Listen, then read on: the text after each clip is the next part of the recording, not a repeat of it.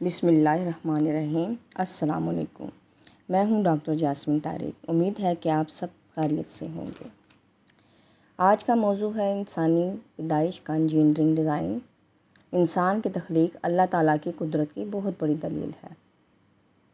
انسان کے ظاہر و باطن، اس کے ہر عضو اور ہر جزو میں اللہ تعالیٰ کی قدرت و حکمت کی اتنی نشانیاں موجود ہیں جنہیں شمار نہیں کیا جا سکتا اور نہ ہی ان کی شرح بیان کی جا سکتی ہے۔ اگر کوئی شخص انصاف کے ساتھ اپنی تخلیق کے مراحل اور اپنے جسم کی بناوٹ میں غور و فکر کرے تو اس کے پاس یہ بات ماننے کے سوا اور کوئی چارہ نہ ہوگا کہ ایسی حیرت انگیز تخلیق پر اللہ تعالیٰ کے سوا اور کوئی قادر نہیں، اور وہی اکیلا اس لائق ہے کہ اس کی عبادت کی جائے۔ قرآن پاک چیپٹر نمبر 23 سورۃ مومنون آیت 12 اور 13، ترجمہ کنز ایمان۔ اور بے شک ہم نے انسان کو چنی ہوئی مٹی سے بنایا، اسے پانی کی بوند کیا ایک مضبوط ٹھہراؤ میں۔ مفسرین فرماتے ہیں کہ اس آیت میں انسان سے مراد حضرت آدم علیہ السلام ہے۔ انہیں اللہ تعالیٰ نے مختلف جگہوں سے چنی ہوئی مٹی سے بنایا۔ ثم جعلناہ نطفہ، پھر اس کو پانی کی بوند بنایا، یعنی پھر حضرت آدم علیہ السلام کی نسل کو ایک مضبوط ٹھہراؤ یعنی ماں کے رحم میں پانی کی بوند بنا۔ آیت 14، ترجمہ کنز ایمان۔ پھر ہم نے اس پانی کی بوند کو خون کی پھٹک کیا، پھر خون کی پھٹک کو گوشت کی بوٹی، پھر گوشت کی بوٹی کو ہڈیاں، پھر ان ہڈیوں پر گوشت پہنایا۔ ترجمہ کنز ایمان۔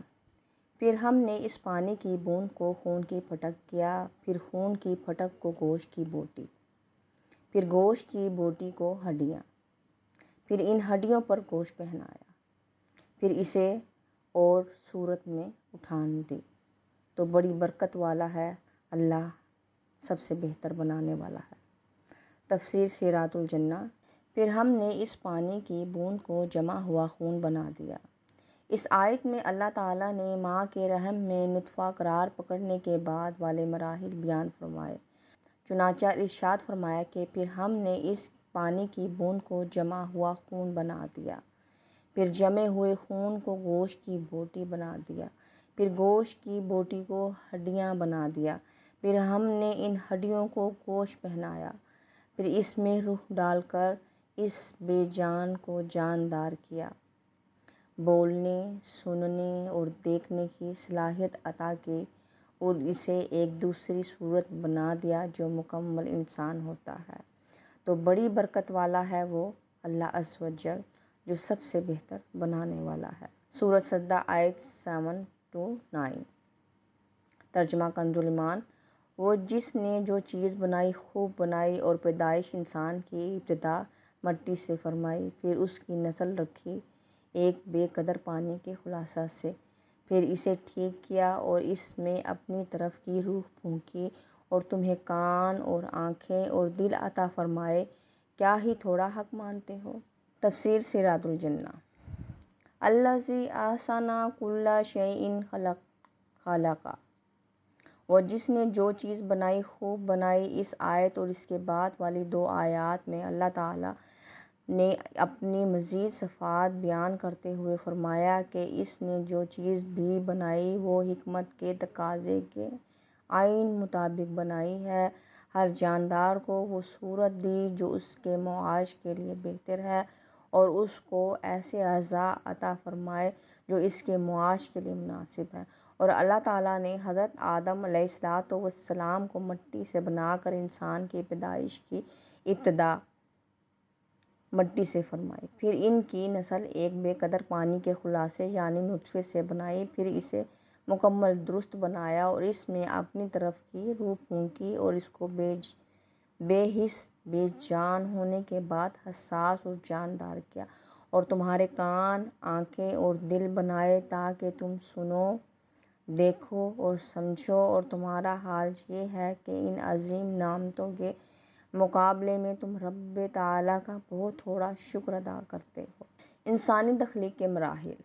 اللہ تعالیٰ انسان کی پیدائش کس طرح فرماتا ہے اور اس کو ایک حال سے دوسرے حال کی طرف کس طرح منتقل کرتا ہے، اس کا کچھ بیان تو اس آیت میں ہوا ہے، اور اس کی مزید تفصیل صحیح بخاری اور صحیح مسلم کی حدیث میں ہے، چنانچہ سرکار دو عالم صلی اللہ علیہ تعالی نے ارشاد فرمایا، تم لوگوں کی پیدائش کا مادہ ماں کے پیٹ میں 40 دن تک نطفہ کی صورت میں رہتا ہے، پھر اتنی ہی مدت جمع ہوا خون ہو جاتا ہے، پھر اتنی ہی مدت گوشت کی بوٹی کی طرح رہتا ہے، پھر اللہ تعالیٰ ایک فرشتہ بھیجتا ہے جو اس کا رزق، اس کی عمر، اس کے عمل، اس کا بدبخت یا سعادت مند ہونا لکھتا ہے، پھر اس میں روح پھونک دیتا ہے۔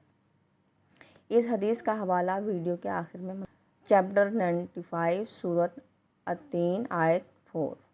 ترجمہ کنز ایمان، بے شک ہم نے آدمی کو اچھی صورت بنایا۔ تفسیر سراج الجنہ، لقد خلقنا الانسان من احسن تقویم، بے شک یقیناً ہم نے آدمی کو سب سے اچھی صورت میں پیدا کیا۔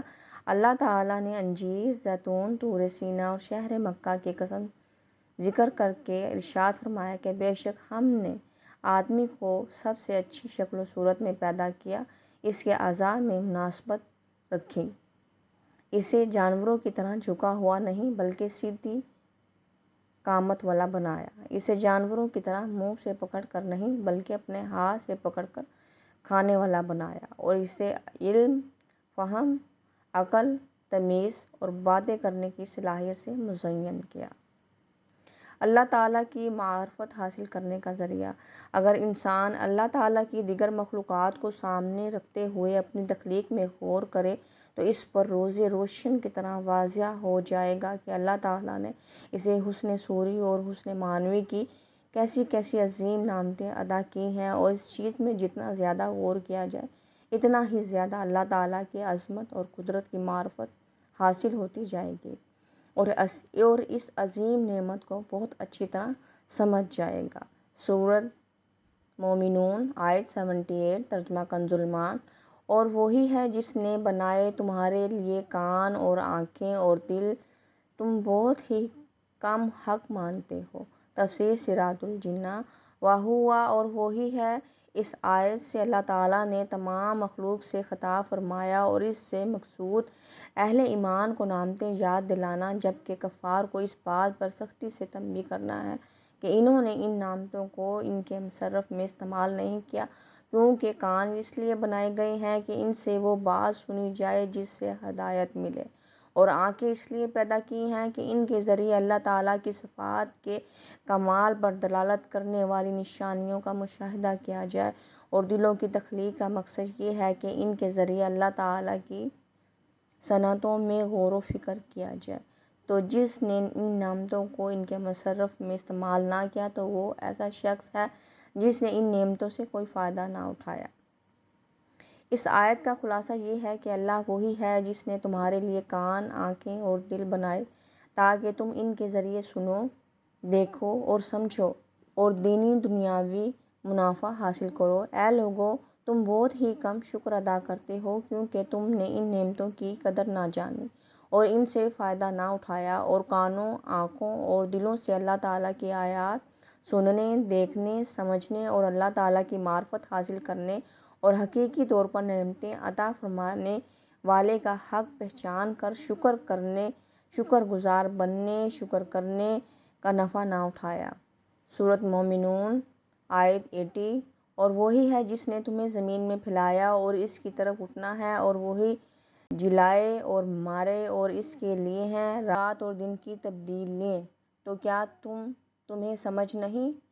تفسیر سراج الجنہ، وَهُوَ، اور وہی ہے۔ ارشاد فرمایا کہ وہی رب عز و جل ہے جس نے تمہیں پیدا کیا اور نسل بڑھا کر تمہیں زمین میں پھیلایا، اور تم اپنے پھیلاؤ کے باوجود قیامت کے دن اس کی طرف جمع کیے جاؤ گے، نہ کہ کسی اور کی طرف، تو تم کیوں اس پر ایمان نہیں لاتے اور اس کا شکر ادا نہیں کرتے؟ وَهُوَ الَّذِي يُحْيِي، اور وہی زندگی دیتا ہے۔ ارشاد فرمایا کہ وہی زندگی دیتا ہے اور وہی موت دیتا ہے، رات اور دن کا تبدیل ہونا اسی کے اختیار میں ہے، ان میں سے ہر ایک کا دوسرے کے بعد آنا، اور تاریکی اور روشنی اور زیادتی اور کمی میں ہر ایک کا دوسرے سے مختلف ہونا، یہ سب اس کی قدرت کے نشان ہیں۔ تو کیا تم سمجھتے نہیں کہ ان سے عبرت حاصل کرو اور ان میں خدا عز و جل کی قدرت کا مشاہدہ کر کے مرنے کے بعد زندہ کیے جانے کو تسلیم کرو اور اس پر ایمان لاؤ۔ سورۃ مومنون آیت 115 ترجمہ کنز ایمان۔ تو کیا یہ سمجھتے ہو کہ ہم نے تمہیں بیکار بنایا اور تمہیں ہماری طرف پھرنا نہیں؟ تفسیر سراۃ الجنہ۔ افحسبتم، تو کیا تم یہ سمجھتے ہو؟ اس آیت میں اللہ تعالیٰ نے کفار کو مزید سرزنش فرمائی کہ اے بدبختو، کیا تم یہ سمجھتے ہو کہ ہم نے تمہیں بیکار بنایا اور تم ہماری طرف لوٹائے نہیں جاؤ گے؟ ایسا نہیں، بلکہ ہم نے تمہیں عبادت کے لیے پیدا کیا تاکہ تم پر عبادت لازم کریں اور آخرت میں تم ہماری طرف لوٹ کر آؤ تو تمہیں تمہارے مال کی جزا دیں۔ اللہ تعالیٰ کی عبادت سے غفلت دانش مندی نہیں۔ یاد رہے کہ ہماری زندگی کا اصل مقصد اللہ تعالیٰ کی عبادت کرنا ہے۔ سورۃ ذاریات آیت 56 ترجمہ کنز ایمان۔ اور میں نے جن اور آدمی اس لیے بنائے کہ میری بندگی کریں۔ تفسیر سراۃ الجنہ۔ اور میں نے جن اور آدمی اسی لیے بنائے کہ میری عبادت کریں۔ ارشاد فرمایا کہ میں نے جنوں اور انسانوں کو صرف دنیا طلب کرنے اور اس کی طلب میں مصروف رہنے کے لیے پیدا نہیں کیا کہ بلکہ انہیں اس لیے بنایا تاکہ وہ میری عبادت کریں، انہیں میری معرفت حاصل ہو۔ جنوں اور انسانوں کی پیدائش کا اصل مقصد اس آیت سے معلوم ہوا کہ انسانوں اور جنوں کو بیکار پیدا نہیں کیا گیا، بلکہ ان کی پیدائش کا اصل مقصد یہ ہے کہ وہ اللہ تعالیٰ کی عبادت کریں۔ ایک اور مقام پر اللہ تعالیٰ ارشاد فرماتا ہے، کیا تم یہ سمجھتے ہو کہ ہم نے تمہیں بیکار بنایا اور تم ہماری طرف لوٹائے نہیں جاؤ گے؟ اور ارشاد فرمایا سورۃ ملک آیت نمبر 1 اور 2 ترجمہ کنز ایمان۔ بڑی برکت والا ہے وہ جس کے قبضے میں ساری بادشاہی ہے اور وہ ہر چیز پر قادر ہے، وہ جس نے موت اور زندگی کو پیدا کیا تاکہ تمہاری آزمائش کرے کہ تم میں کون اچھے عمل کرنے والا ہے، اور وہی عزت والا بخشش والا ہے۔ اور حضرت ابو ہریرہ رضی اللہ تعالیٰ عنہ سے روایت ہے کہ نبی کریم صلی اللہ علیہ وآلہ وسلم نے ارشاد فرمایا، اللہ تعالیٰ ارشاد فرماتا ہے، اے انسان، تو میری عبادت کے لیے فارغ ہو جا، میں تیرا سینہ غنا سے بھر دوں گا اور تیری محتاجی کا دروازہ بند کر دوں گا، اور اگر تو ایسا نہیں کرے گا تو میں تیرے دونوں ہاتھ مصروفیات سے بھر دوں گا اور تیری محتاجی کا دروازہ بند نہیں کروں گا۔ اللہ تعالیٰ ہمیں اپنی پیدائش کے مقصد کو سمجھنے اور اس کے مقصد کے مطابق زندگی بسر کرنے کی توفیق عطا فرمائے۔ آمین ثم آمین۔